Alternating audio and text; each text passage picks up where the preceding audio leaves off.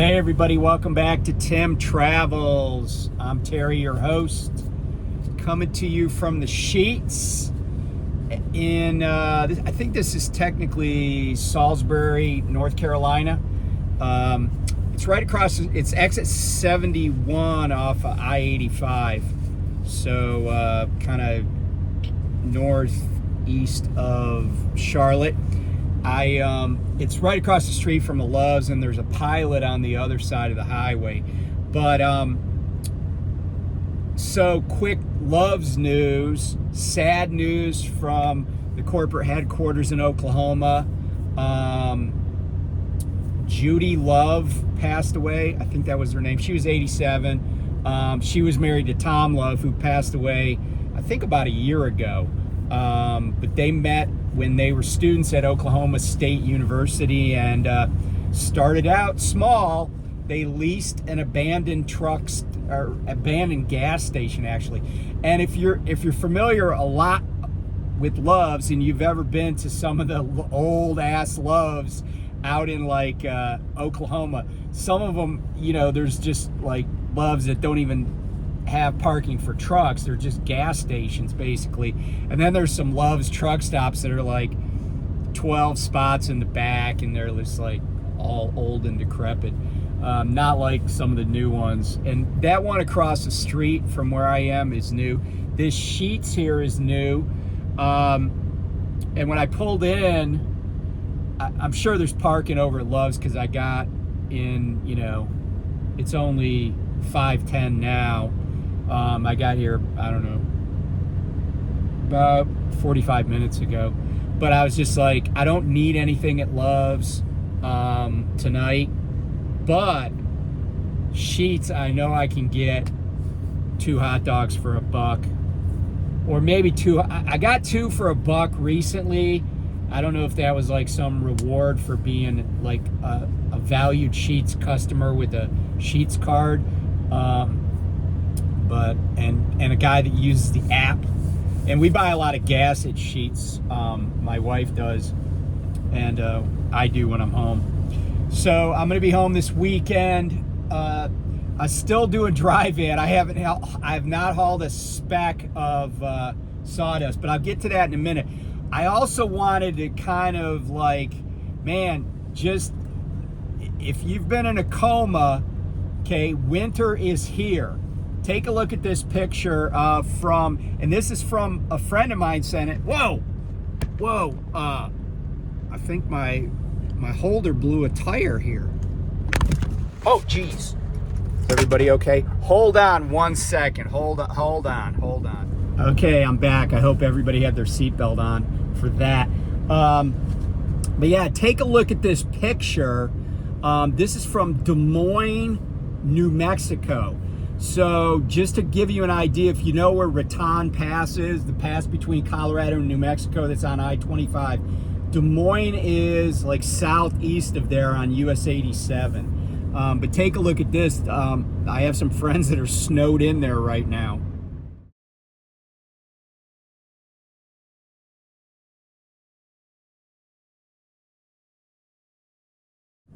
So fortunately, they you know, they got enough fuel. They're going to be able to get out of there in a couple of days probably. But yeah, a lot of places out west already getting big snow. You know, weather is crazy. I've been spending just a fair amount of time in western North Carolina, and I was down in Spartanburg area today, Union County, South Carolina.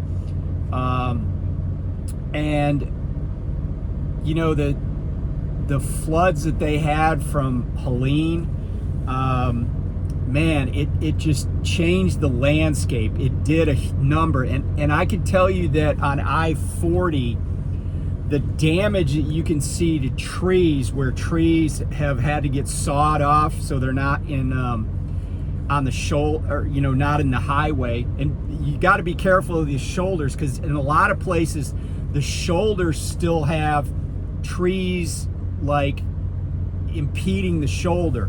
So if you're gonna pull off for some reason, make sure you can see, you know, your whole landing strip and where you're gonna try to leave out of, because a lot of places on I-26, I-40, you know, have piles of wood on the shoulders.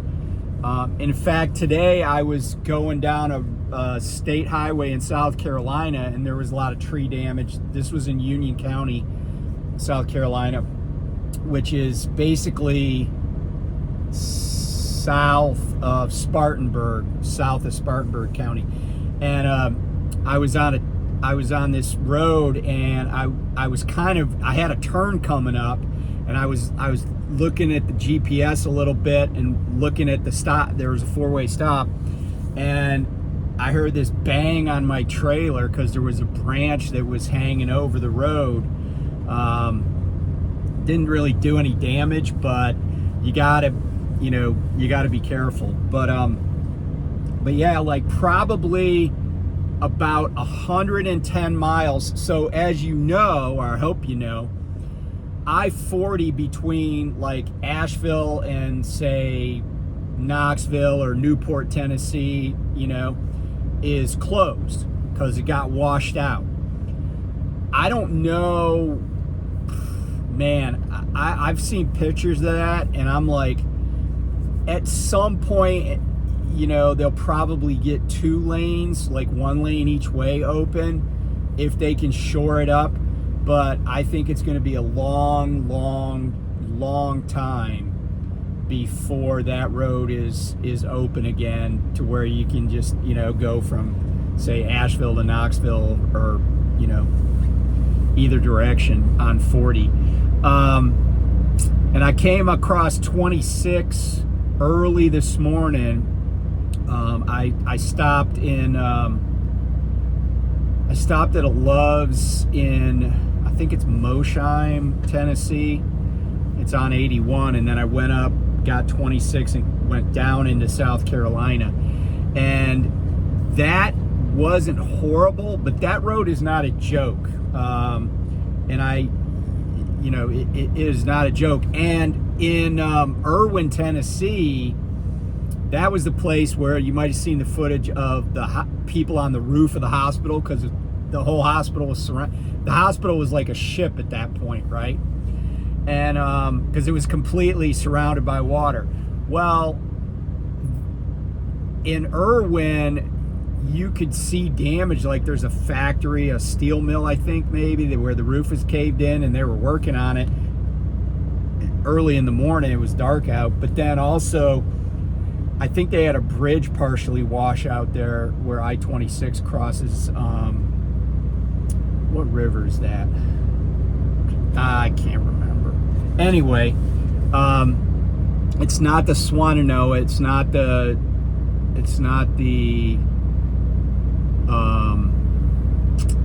the French Broad River. It's one other that, anyway, doesn't matter. But yeah, so I've just been doing dry van. I'm trying to be positive. My company so we have these driver eye. Here, I'll show you what it looks like. The driver eye camera thing. I think that's the same brand that Prime has. It's not that smart. And a few times today, although, you know, because you get the score, my score is like 974 for today, but previous 2 days I had like 1,001. But a couple of times today, more than once actually, it was just like, please slow down. I'm like I saw no speed limit signs, and I know I wasn't going over the posted speed limit. And the other thing it does that irritates me is, because here's the thing, I've had trucks with driver-facing cameras before, but I didn't have one that talked. I don't like, if you know me, you know that I very seldom listen to anything when I'm driving. I'll talk to somebody. I like conversing with another person who's in the truck, and I will occasionally talk to people on the phone, but I don't even really like doing that, because even when you're talking to somebody on the phone, it is a distraction. And I've been talking to people who miss turns or whatever, and they're like, oh crap, I missed my turn, I gotta go around. But here's how much I don't like talking. I don't need company, and I don't like this thing talking to me. But let me show you. So my company is like kind of old school, which is a nice way of saying that they're totally living in the frickin' 70s, with the exception of this thing. And this is how in the 70s they're living. This truck, which is designed to be an OTR truck, no inverter, no APU, no refrigerator, right? And you know, it's like user unfriendly. And the crazy thing about this is it's got a lot of storage space. It's got so many cabinets that there's not even room if I wanted to put a fridge in here. If I wanted to put a fridge in here, I'd have to put it on the passenger seat or in the bunk. Neither place is the correct place for a refrigerator in a truck. I'm just saying. That door over there, I know people take that out and they fill that whole area up with crap, but that's an egress point. You roll a truck onto its side on the left side, guess where the fire department's gonna come to try to get you out. And by the way, I might have said this on this channel before, but if you put a fridge in the seat next to you and you put a truck over on its left side, whatever is the weight of that fridge plus whatever's in it is going to be all up in your ass as soon as you roll that truck. I don't care how well you have it strapped down. It's not gonna matter. Everything that's over there is coming over here. So you could have an accident where it wouldn't have been a fatality, might not even have been a serious injury, and end up dead, getting hit in the head by a 70-pound fridge. But here's how little I like to have extraneous noise or people talking to me. So I told you they were old school. Yeah, I told you we don't have APUs, we don't have any of that modern technology, but every frickin' truck has a CB in it. Here's my microphone. The first thing I did, this is, by the way, the second truck I've had. The first thing I do is I take this stupid ass thing off, make sure that thing can't say anything to me. And I just put this up in the dash. I should, because I had a couple people honk at me today. Like a guy honked at me because I moved over. I'm not joking. I was on I-85 in South Carolina. It's 3 lanes. I was in the right-hand lane, and I see a state trooper's got in that construction zone that really isn't a construction zone where it's 55. State troopers got an Epps truck that had a Family Dollar trailer on the back pulled over, and I'm pretty sure he wasn't doing just an inspection. He pulled the guy over for speeding because it's a 55 zone. So I'm doing like 57. Don't tell Drive Eye what I was doing. So I'm doing about 57. I see the state trooper. There's room in the center lane, so I move over. So then this chucklehead from McLean, he decides, oh, that truck driver moved over because there's a state trooper on the shoulder. Let me use this opportunity. Oh, but that trucker that moved over who's doing the posted speed limit or slightly above, let me use this opportunity to speed past him on the right-hand side. Except the trucker who moved over for the state trooper who was basically doing the speed limit or a couple miles over, he puts his right blinker on and moved back over. And so then when the guy finally comes by me, he passes me on the left and blasts his horn. But I should have been like, let's have it out on the CB. But then, of course, and then I could just pretend like I'm screaming into it. But yeah, so that's what I got. That's what I do with my CB. Nothing. But I gotta say this. My driver manager is a good dude. And, he takes my calls right away.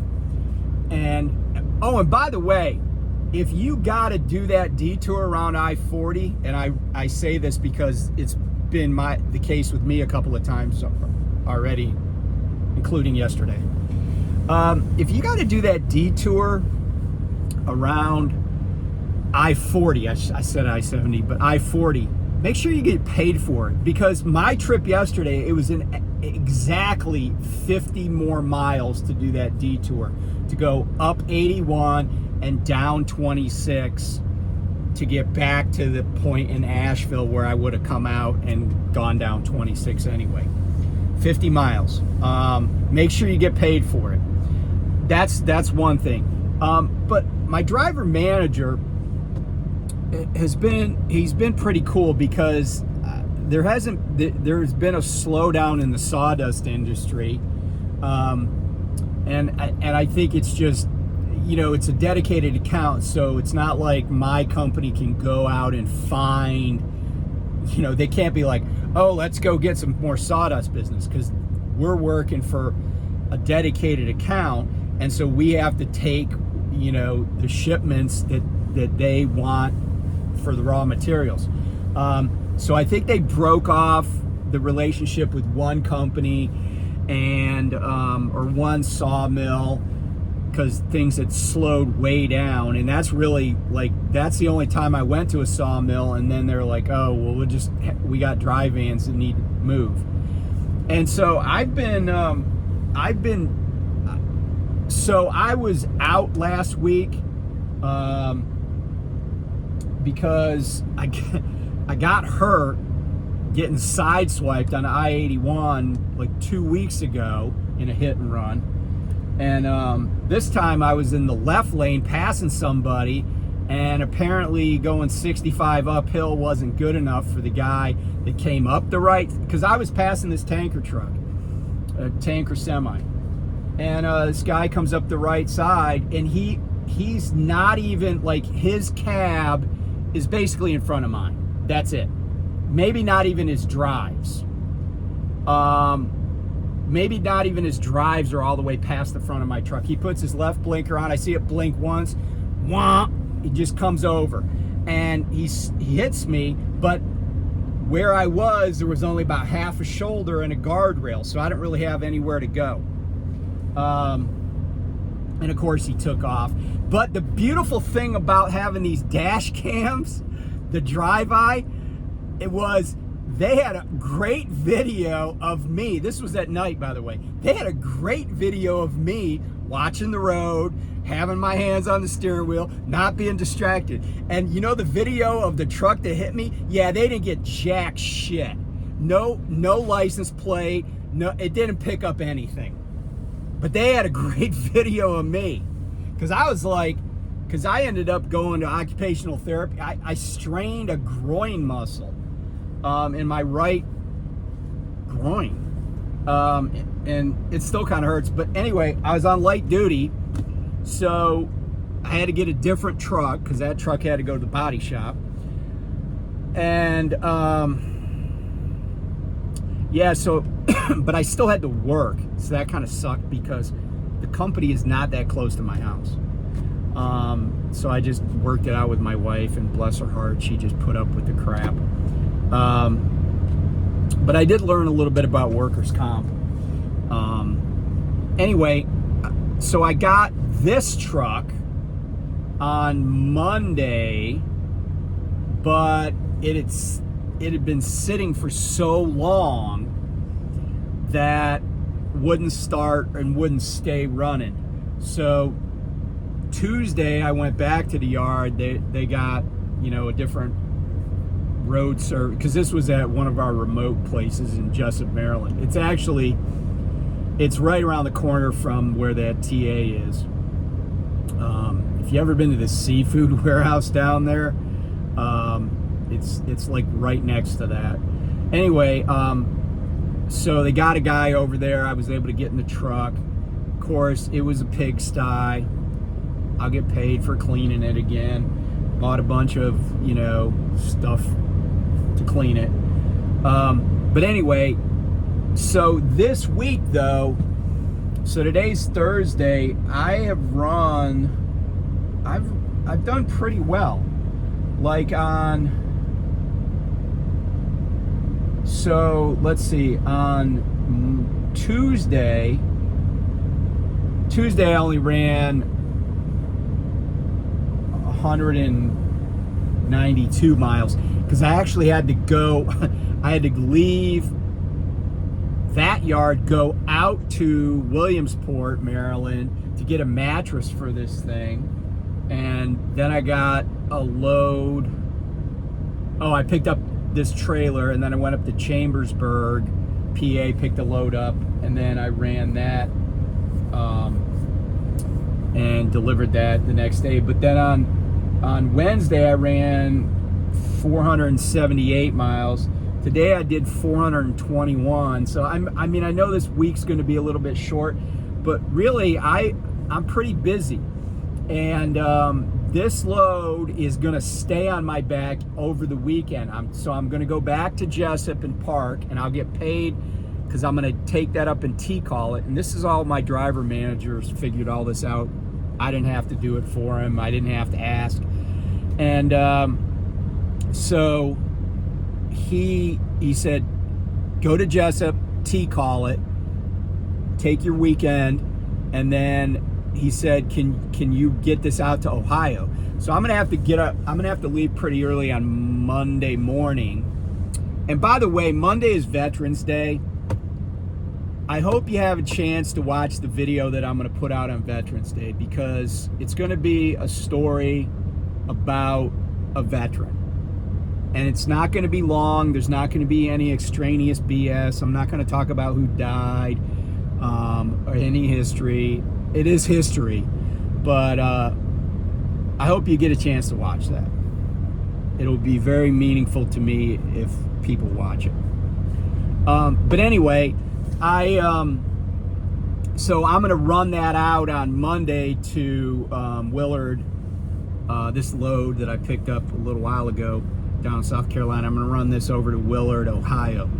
So, you know, I'm not doing what they originally wanted me to, but that's okay, because I was kind of looking for a job doing dry van, and it's kind of, that's what I'm doing. And even though my driver manager is not actually the main dry van guy, I think he's keeping the main dry van guy happy, because they just keep putting stuff on me and I just get it done, you know, and I don't botch things.